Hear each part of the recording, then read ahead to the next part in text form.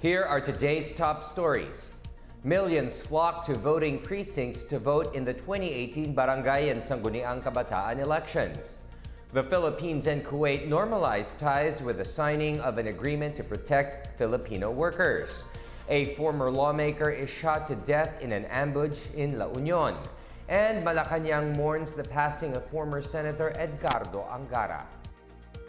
Good day. I'm William Theo. Welcome to the PNA Newsroom.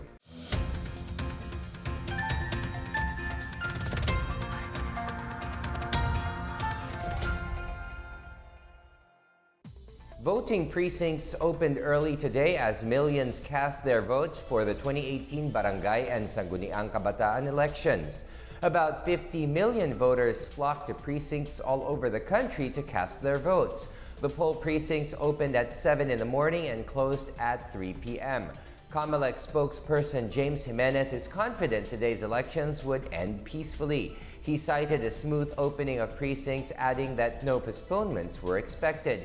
He said that one precinct opened late, but he clarified that this can be remedied by an adjustment of schedule and would not cause a failure of elections. Some 500,000 teachers have also been deployed as Board of Election tellers. Jimenez reminded voters not to engage in vote buying and urged them to report violations of barangay bets to the 8888 hotline or to the nearest COMELEC action unit. Meanwhile, the Parish Pastoral Council for Responsible Voting asked voters to choose candidates who are approachable, have leadership qualities, pro-God, and who make time for their constituents. Former Senator Edgardo Angara passed away on Sunday. He was 83 years old.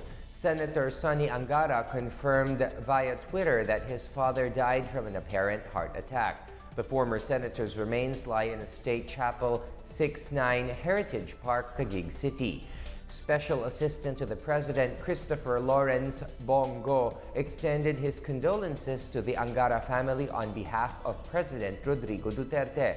European Union Ambassador to the Philippines, Franz Jessen, also sent his sympathies.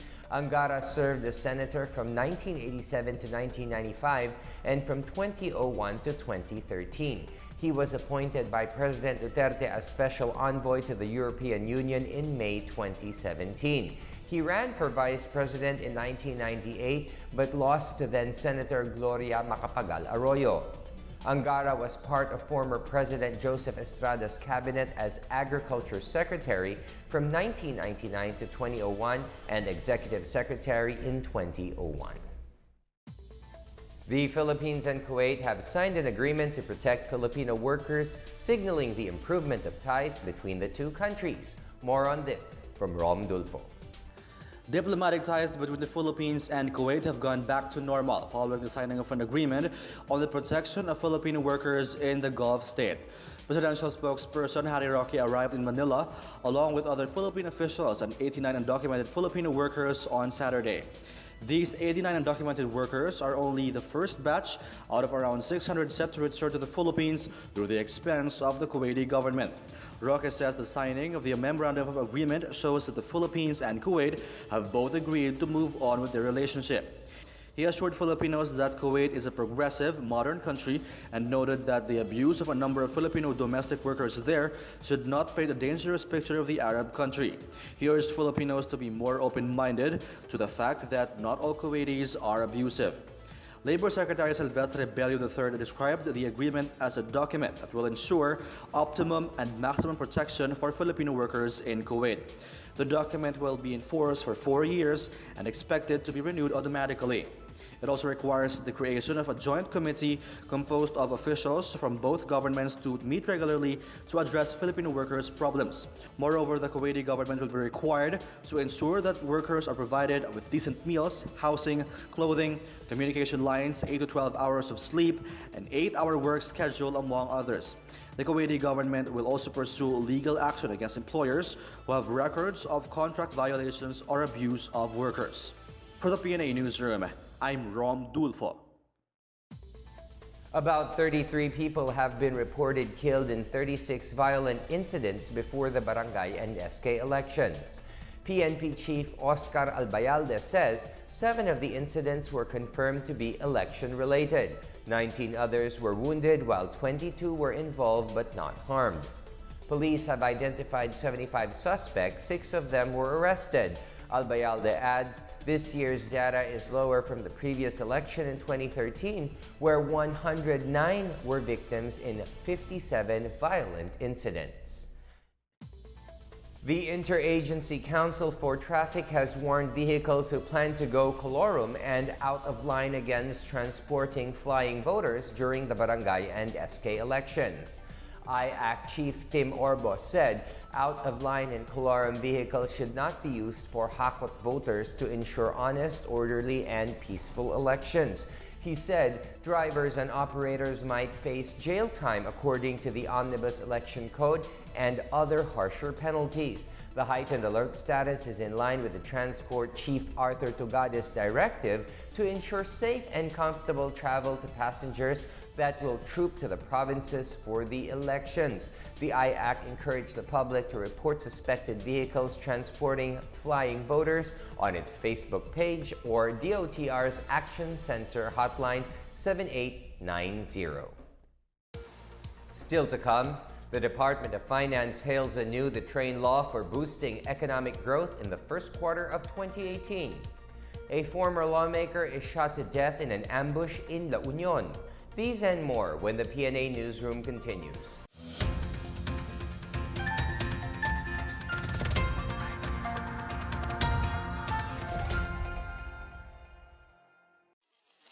Ito ang Duterte on Duty. Ulat sa ginagawa ng Presidente. May 4, Biyernes, Davao City. Panauhing pandangal si Pangulong Rodrigo Roa Duterte sa 37th Philippine Principals Training and Development Program and National Board Conference. Dito ay pinadaman niya sa mga guro ang pagnanais niyang guminhawa rin ang kanilang pamumuhay. May 5, Sabado, Mandaluyong City. Pinasalamatan ni Pangulong Duterte ang Asian Development Bank sa kanilang 51st Annual Board of Directors meeting. Kinilala ng Pangulo ang malaking ambag ng ADB sa programang Build, Build, Build ng Administrasyong Duterte. May 7, Lunes, Malacanang. Nakipag-picture taking sa Pangulo ang mga player ng San Beda University na nagkampiyon sa 2018 NCAA Pacific Rim Basketball Championship na ginanap sa Bangkok, Thailand. Kinagabihan ay tinipon ng Pangulo ang kanyang gabinete para sa 25th Cabinet Meeting. May 8, Martes, Malacanang. Nakipagpulong si Pangulong Duterte kina Bureau of Customs Commissioner Isidro La Peña at mga opisyal ng Presidential Anti-Corruption Commission. Pinanumpa rin ng Chief Executive ang mga napromote na general at flag officers ng Armed Forces of the Philippines. Isa lang ang hinihingi ko sa inyo. That you help me. You are not. But help me stamp graft and corruption. That was my main promise. Na-promote bilang Admiral si Philippine Coast Guard Commandant Elson Hermohino. May 9, Miyerkules, Malacanang. Nakipagpulong ang Pangulo sa iba't ibang Finance Department officials at pinag-usapan ang kasalukuyan lagay ng ekonomiya ng bansa. Iprinisinta ng mga opisyal ng Bangko Sentral ng Pilipinas kay Pangulong Duterte ang New Generation Currency Banknotes at Coins na may bagong disenyo at bagong security features. Ako po si Secretary Martin Andanar at ito ang Duterte on Duty. Abangan sa susunod na linggo ang mga gagawin ng Pangulo.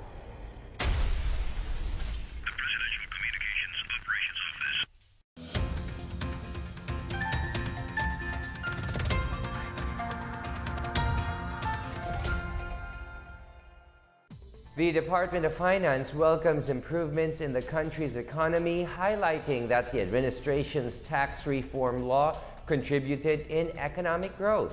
More on this from Maricor Zapata.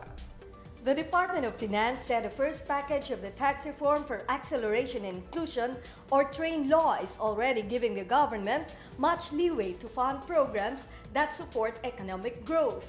The DOF said Package 1 of the TRAIN law has enabled the government to boost investments and growth in its first 3 months of implementation alone. Public construction grew by over a quarter, boosting GDP growth by 0.4 percentage point, while government consumption rose 13.6%, a big jump from the 0.1% growth a year ago. Tax revenues rose 14.3% in the first 3 months of the train law's implementation, higher than the 13.4% rise in tax revenues in that same period last year. The train law provides new sources of tax collection for the government, such as excess taxes on oil products, automotive vehicles, and sweetened beverages. The additional tax collection is intended for the government's aggressive Build program to improve the country's infrastructure and connectivity. It is also meant to improve the quality of the country's workforce by investing in human capital development. On the back of these tax reforms and the Build program, the DOF sees strong macroeconomic fundamentals, boosting economic growth to the optimum 7 to 8% level as the economy grows and more jobs are created. For the PNA Newsroom, I'm Maricor Zapata. 15 companies from Denmark are exploring business opportunities in the country, particularly in sectors of food, healthcare, utilities, counseling, and investment services. Danish Minister for Industry, Business and Financial Affairs Brian Mikkelsen personally led the business mission consisting mostly of executives from the Danish firms. Mikkelsen met with Trade Secretary Ramon Lopez to discuss trade and investments opportunities between the two countries. Mikkelsen expressed that Denmark aims to be part of the development happening in the Philippines, particularly in the Build program of the Duterte administration. Data from the European Union showed that bilateral trade of the Philippines and Denmark grew by 10% in 2016 to 168 million euros from 153.1 million in 2015. Over 6,000 products from the Philippines can enter Denmark duty-free via EU Generalized Scheme of Preferences Plus. Officials in Datu Odinsinswat, Maguindanao have surrendered 69 loose firearms to the military days before the barangay and SK elections. The firearms surrendered by civilians were turned over on Saturday by Datu Odinsinswat Mayor Ombra Sinswat to Lieutenant Colonel Crisaldo Fernandez of the 90th Infantry Battalion Commander. The firearms were from various villages and were collected by the town mayor's office. Lieutenant General Arnel de la Vega, 6th Infantry Division Commander, lauded the local officials for responding to President Rodrigo Duterte's call for disarmament in Mindanao. So far, a total of 1,135 firearms were surrendered and recovered in the 6 ID areas of jurisdiction in central Mindanao. A former La Union lawmaker was shot to death in an ambush Saturday night. Former 2nd District Eufranio Erigel was killed in a speaking engagement in Barangay Capas, Agoo, La Union. Chief Inspector Silverio Ordinado Jr., La Union Police spokesperson, said the unidentified male suspects were on board black Montero and white Innova vehicles when they fired upon the mayor. Erigel and 3 other victims were brought to La Union Medical Center in Agoo but were declared dead on arrival. 8 others were also wounded during the shooting incident. All police stations of La Union's 2nd District are now on red alert. Meanwhile, Malacanang denounced the killing of Erigel and vowed to bring justice to the congressman and his family. Army officials hailed the capture of Elizalde Cañete alias Ka Jinggoy amid the government's campaign to flush out and stop the atrocities of the Communist New People's Army. Brigadier General Ernesto Torres Jr., commander of the 103rd Brigade, said the arrest of Cañete is a major breakthrough in the effort to preserve security in the Davao region. The troops of the 103rd Brigade were the last forces encountered by the Pulang Bagani Command on May 10 in Sitio Linao, Kipilas, Kitatao, Bukidnon, where Cañete was wounded. Cañete, the commander of the Pulang Brigade Command 1, Southern Mindanao Regional Command PBC-1-SMRC, was arrested at the Don Carlos Doctors Hospital in Bukidnon.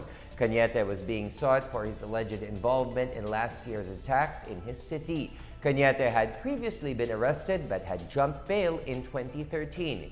He assured that Cañete will be entitled to his rights, humane treatment, and accorded his right to the equal protection of the law while under house arrest.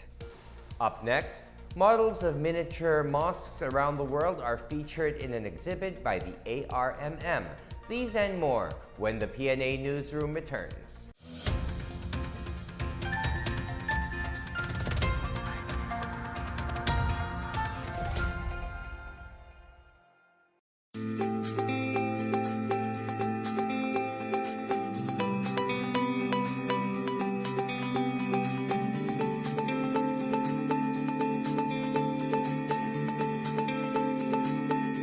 Starting May 15th, around 1.5 million government employees will receive their mid-year bonus, which is equivalent to 1 month basic pay.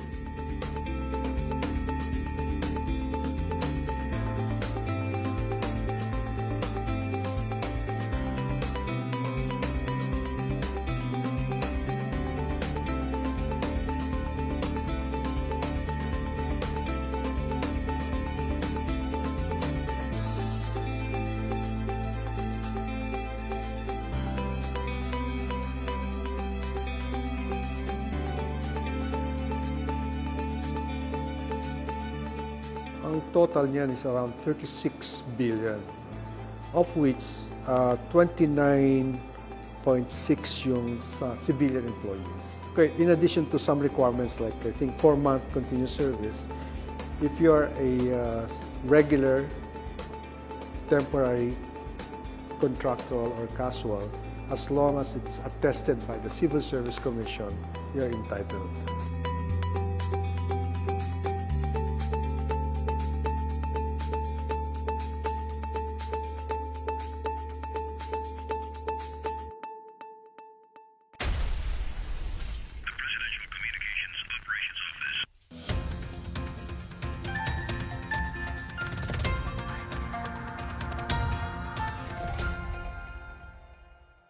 The Office of Cybercrime of the Department of Justice, or DOJ, has conducted an introductory training on cybercrime and electronic evidence gathering for judges in Cebu. The 3-day training provided cybercrime court judges with a current landscape in handling cybercrime and cyber-related cases. Various experts served as resource speakers and facilitators in topics pertaining to cybercrime law, the Budapest Convention on Cybercrime Electronic Evidence, and digital forensics, among others. The DOJ cited the importance of strengthening the response of growing threats and challenges of cybercrime and electronic evidence in line with international standards. The Global Action on Cybercrime Extended Project, meanwhile, considered Philippines as a priority country in strengthening the response of criminal justice and battling the growing threats of cybercrime. In sports, Alaska dealt Talk and Text its first loss in their PBA Commissioner's Cup matchup at the Inares Center on Sunday night. The Aces opened the game on an 8-0 run and never looked back, even opening a lead as high as 25 points. Vic Manuel went 12 of 18 from the field for 29 points, with 12 rebounds for a double-double, 1 assist, and 1 steal for Alaska. Antonio Campbell had his own double-double of 23 points and 19 rebounds with 3 assists and 1 steal. Jason Castro finished with 18 points, 5 rebounds, and 4 assists off the bench for TNT. Terrence Romeo contributed 17 points, 4 rebounds, 8 assists, and 1 block. Troy Rosario had his own double-double of 15 markers and 11 rebounds with 2 assists, 1 block, and 1 steal. For our featured story, the Autonomous Region in Muslim Mindanao opened an exhibit featuring miniature mosques from around the world in preparation for the start of Ramadan tomorrow. More on this from Benj Bondok. 24 miniature mosques are on display in Cotabato City as the Autonomous Region in Muslim Mindanao officially launched on Friday an exhibit of mosques around the world. The exhibit is a competition event with participation from the region's different offices and agencies. Participants constructed 3-dimensional miniature replicas of renowned mosques from different parts of the world. Each modeled mosque is displayed in a 1.5 cubic meter glass box. A poster is displayed beside the model containing its name, country of origin, history, and significance. Siti Jalia Turabin Hataman, Anak Mindanao Foundation Executive Director, said the exhibit aims to remind them that they are part of a greater ummah or nation of Muslims. Cash prizes will be awarded to the models that best fit the competition's criteria. The exhibit, located outside the office of the Regional Governor's Building, is in line with the celebration of the Pakarajaan 2018 and the month-long observance of Ramadan that would commence on May 15.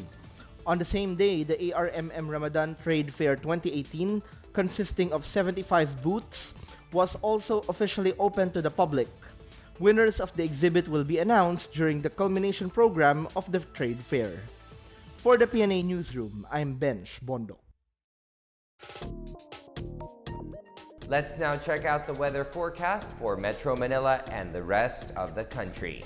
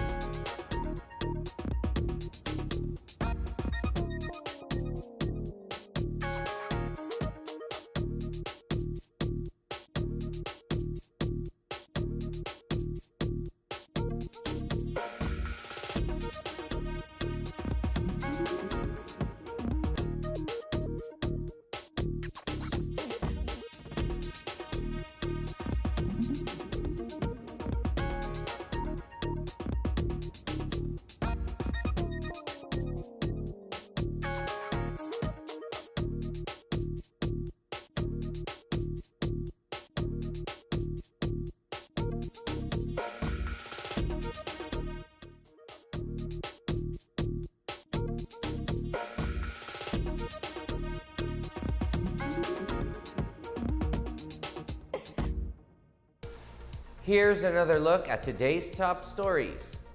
Millions flocked to voting precincts to vote in the 2018 Barangay and Sangguniang Kabataan elections. The Philippines and Kuwait normalized ties with the signing of an agreement to protect Filipino workers. A lawmaker is shot to death in an ambush in La Union. And Malacanang mourns the passing of former Senator Edgardo Angara. Thank you for watching another edition of the PNA Newsroom. To check out these and other stories, visit the PNA website or follow the Philippine News Agency on Facebook and Twitter. For more stories about the government and how it serves the Filipinos, look for these hashtags in all of our social media platforms and websites. It's a Monday and the start of a brand new week. Let's all be thankful and make the most of it all the time. And that's your daily dose of the latest news and information that you need to know from the PNA Newsroom. I'm William Theo. Good day.